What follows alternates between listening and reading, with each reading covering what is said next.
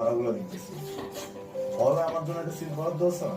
হ্যাঁ, আমি যেটা না থাকি যে প্রত্যেক মাসে মাসে মেস ভাড়া দিতেছি।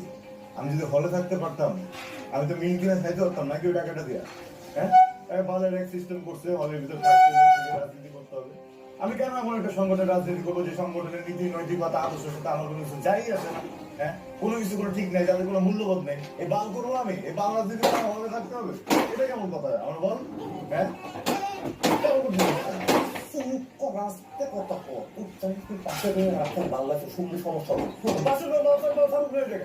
আমি তোদের জায়গায় কথা বলতেছি নাকি? আজব ব্যাপার।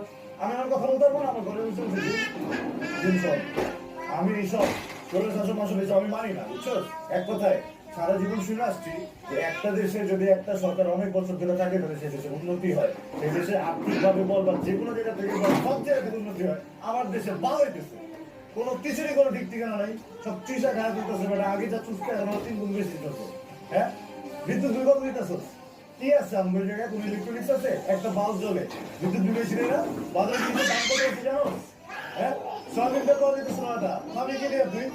হ্যাঁ, এই যে কথা বলতেছি, কথা পর্যন্ত বলা যাবে আমার খাবার দিতেছ, বাক স্বাধীনতা নেই। আমার দেশে যেখানে আমার বাপে জন্মাইছে, আমি জন্মাইছি, আমার পোলা জন্মাইবো, ওই দেশে আমার বাক স্বাধীনতা নাই। ফল ফলে দিয়ে দেশে রাখবো আমি?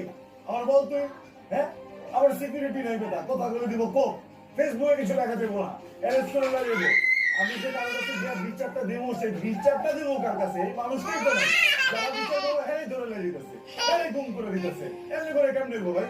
হ্যাঁ, ভোটের জন্য তো করে রাখে নাই, যেমন মন চাই তেমন। ছোটবেলায় স্কুলে করছি না, যেমন খুশি তেমন সাজো, অমন চলতেছে দেশের ভিতরে। আর আমি কথা বলতে পারবো না? আমি কথা কমো কি কি করবো?